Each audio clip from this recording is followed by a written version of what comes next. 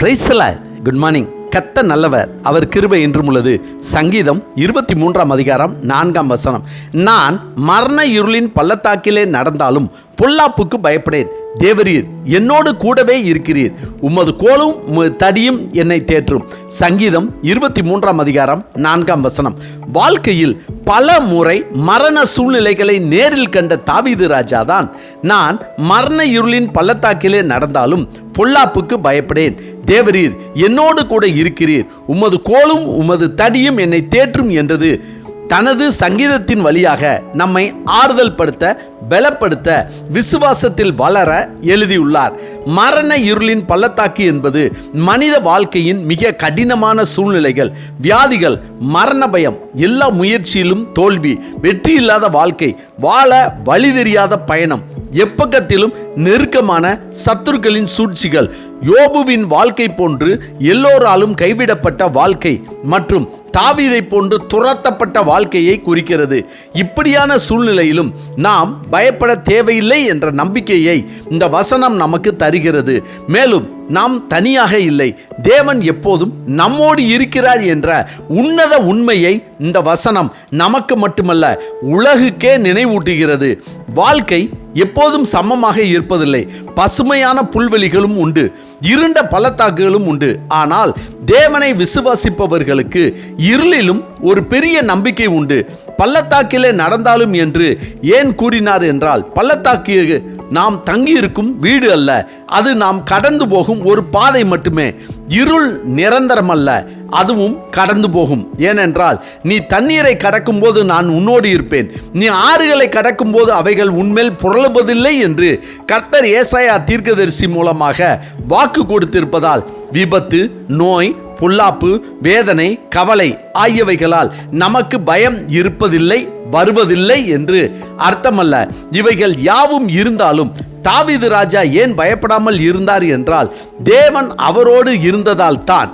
எனவேதான் பொல்லாப்புக்கு பயப்படேன், தேவரீர் என்னோடு கூட இருக்கிறீர் என்றார். ஆதலால் தான் கர்த்தர், நீ பயப்படாதே, நான் உன்னுடனே இருக்கிறேன், திகையாதே, நான் உன் தேவன், நான் உன்னை பலப்படுத்தி உனக்கு சகாயம் பண்ணுவேன் என்று ஏசாயா தீர்க்கதரிசி மூலமாக நமக்கும் வாக்கு கொடுத்திருக்கிறார்.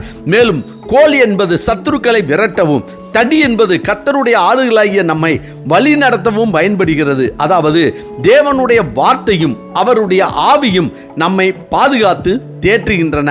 அவர் நம்மை வழி நடத்தி பாதுகாத்து பள்ளத்தாக்குகளை கடக்க செய்வார். இந்த வசனத்தை நமக்கு கொடுத்த தாவீது கோலியாத் என்னும் ராட்சதனை எதிர்த்த போதும், பொறாமை கொண்ட சவுல் ராஜா தன் ஈட்டியால் தாவீதை கொல்ல துரத்திய போதும் மரண பயம் அவரை சூழ்ந்தது. வனாந்தர குகையிலும் காடுகளிலும் தாவீது ஒளிந்திருந்த போது கர்த்தருடைய கரமே அவரை சவுலின் கைகளுக்கு தப்புவித்து காத்தது மட்டுமல்லாமல் இஸ்ரவேல் தேசத்தின் மிக உன்னதமான புகழ்பெற்ற ராஜாவாக கர்த்தரால் உயர்த்தி ஆசீர்வதிக்கப்பட்டார். பசியுள்ள சிங்கங்கள் நிறைந்த குகையில் தானியேல் தூக்கி எறியப்பட்டார். அது மனித ரீதியாக தப்பிக்க முடியாத மரண இருளின் பள்ளத்தாக்கு. ஆனால் கர்த்தர் தம்முடைய தூதனை அனுப்பி சிங்கங்களின் வாய்களை கட்டி போட்டு தானியேலை பாதுகாத்து தானியேல் மேல் ஒரு கீறல் கூட இல்லாமல் காப்பாற்றியதால் அதை கண்ட ராஜா தானியேலை தேசத்தின் மேல் உயர்த்தி தானியேலின் தேவனையே வணங்க வேண்டும் என்று கட்டளையிட்டார். ஏரோது ராஜா யாக்கோபை கொலை செய்த பின் அடுத்த நாள் காலையில் பேதுருவையும் கொலை செய்ய திட்டமிட்டிருந்தான். பேதுரு 2 சங்கிலிகளால் கட்டப்பட்டு காவலாளிகளுக்கு நடுவே மரணத்தை எதிர்நோக்கி சிறையில் தூங்கிக் கொண்டிருந்தார். ஆனால் கர்த்தர் தூங்கவில்லை, அமைதியாக இருக்கவில்லை, வேடிக்கை பார்க்கவில்லை. தன்னுடைய தூதனை பூட்டிய காவல் நிறைந்த சிறைக்குள் அனுப்பி ஒளியை வீசி பேதுருவின் சங்கிலிகளை தானாய் கலண்டு விழச் செய்து தானாய் இரும்பு கதவுகளை திறக்க வைத்து பேதுருவை அற்புதமாய் வெளியே அழைத்து வந்தார். இன்று நாம் எந்த இருண்ட சூழ்நிலையில், எந்த சிங்கங்களின் நடுவில் இருந்தாலும், எந்த அக்கினி சூளையின் நடுவில் இருந்தாலும், நம்மை அழித்து போட, நம் முன்னேற்றத்தை தடுப்பவர்கள், நம் ஆசீர்வாதத்திற்கு தடையாக இருப்பவர்கள் மத்தியில் இருந்தாலும் சோர்ந்து போக வேண்டாம். நம் தேவனாகிய கர்த்தர் நம்மோடு இருக்கிறார். ஆதலால் அவர் கோலும் தடியும் நம்மை தேற்றும். அம்மேன். ஜெபிப்போமா?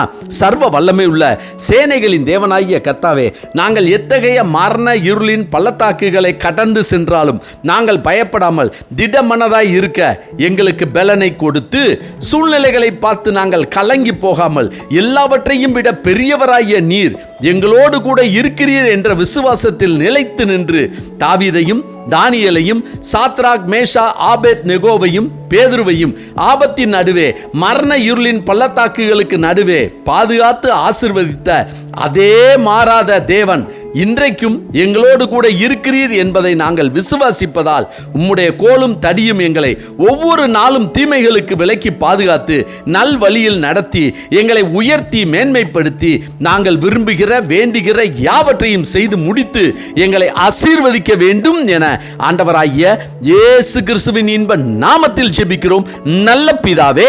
ஆமென், ஆமென். கர்த்தர் நல்லவர், அவர் கிருபை இன்று முழுவதும் நம்மோடு கூட இருப்பதாக. ஆமென்.